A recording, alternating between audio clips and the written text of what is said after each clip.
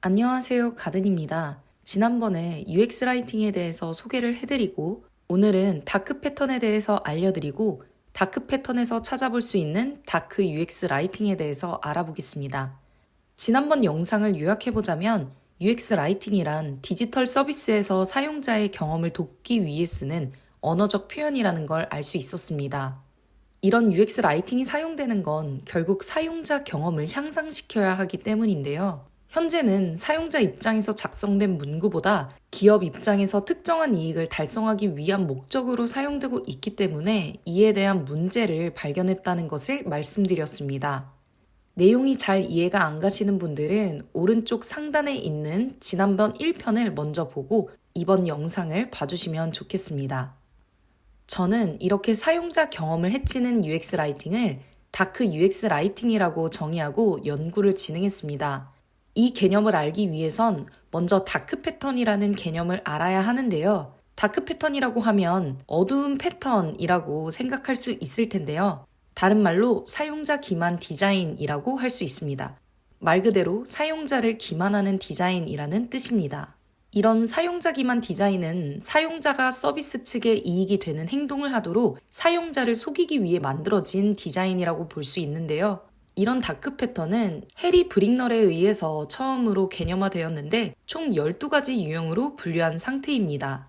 사실 이 다크 패턴만 해도 할 말이 많기 때문에 하나하나 대표적으로 알려드릴 순 없지만 저희가 일상에서 쉽게 접했던 유형 한 가지를 알려드릴게요. 바로 로치 모텔이라는 유형인데요. 사용자가 의도치 않은 상황에는 빠지기 쉽지만 그 상황에서 벗어나기는 어렵게 만드는 겁니다. 예를 들어서 저희가 넷플릭스나 쿠팡을 구독할 때는 클릭 한 번으로 손쉽게 혹은 첫 달 무료 이용이라고 가입을 유도해서 쉽게 가입했지만 막상 구독을 취소하려고 보면 버튼이 어디 있는지 모르고 그 버튼을 찾기가 너무 어려워서 결국 포기하게 되는 유형을 얘기합니다.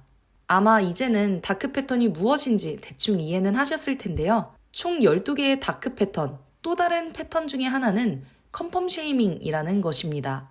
왼쪽의 이미지를 예시로 보면 우리 뉴스레터 수신하면 20% 쿠폰 줄게 라는 팝업이 떠 있는데 하단에 뉴스레터 수신 거절 버튼이 아니 나는 정가 지불을 좋아한다 라는 문구로 되어 있습니다. 하지만 할인을 받을 수 있는데 굳이 정가를 내는 걸 좋아하는 사용자는 극히 드물죠. 그래서 결국 뉴스레터를 자연스럽게 수신하도록 유도하고 있는 장치고 사람들은 이 거절 버튼을 누르면서 내가 마치 바보 같은 선택을 하는 건 아닌가? 라고 느낄 수 있는 부분입니다.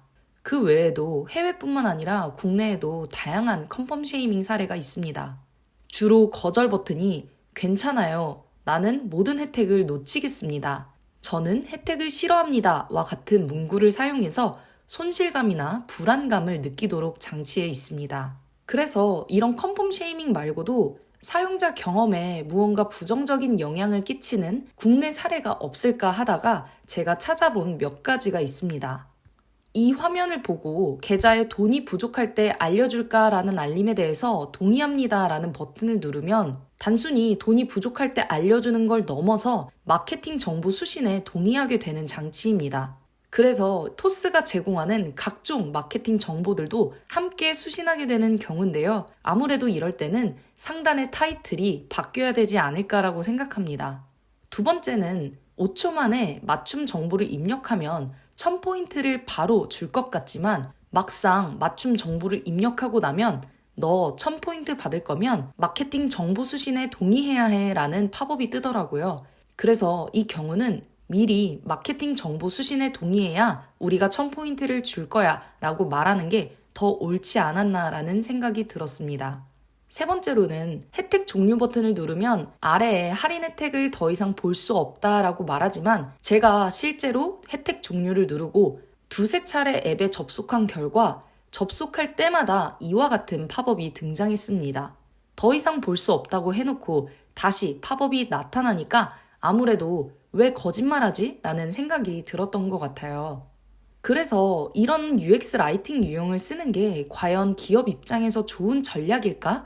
라고 생각을 했을 때 꼭 알아야 하는 부분이 있습니다. 선행 연구에 따르면 컨펌 쉐이밍 같이 수치심이나 죄책감, 불안감에 부정적인 감정을 일으키는 경우는 단기적으로는 사용자를 설득할 수 있지만 장기적으로는 서비스를 부정적으로 인식할 가능성이 높다고 합니다.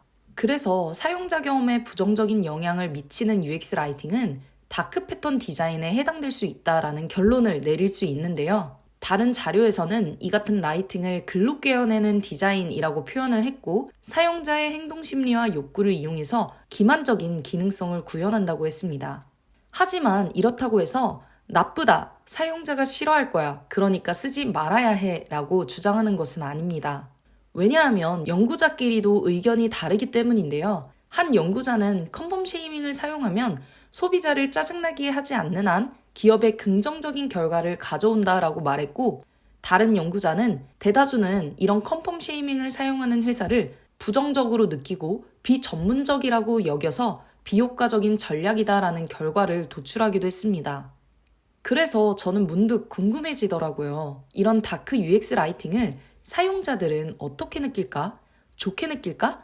나쁘게 느낄까? 라는 의문에 대해서 아마 사용자들마다 다르게 느낄 거야 라는 가설을 세우게 되었고, 그에 따라서 연구를 진행하게 되었습니다. 많은 라이팅에 대해서 좋은 라이팅이야, 나쁜 라이팅이야 라고 임의로 정하는 게 아니라 기왕이면 사용자의 경험을 데이터로 쌓아서 이 가설을 검증해보고자 했습니다.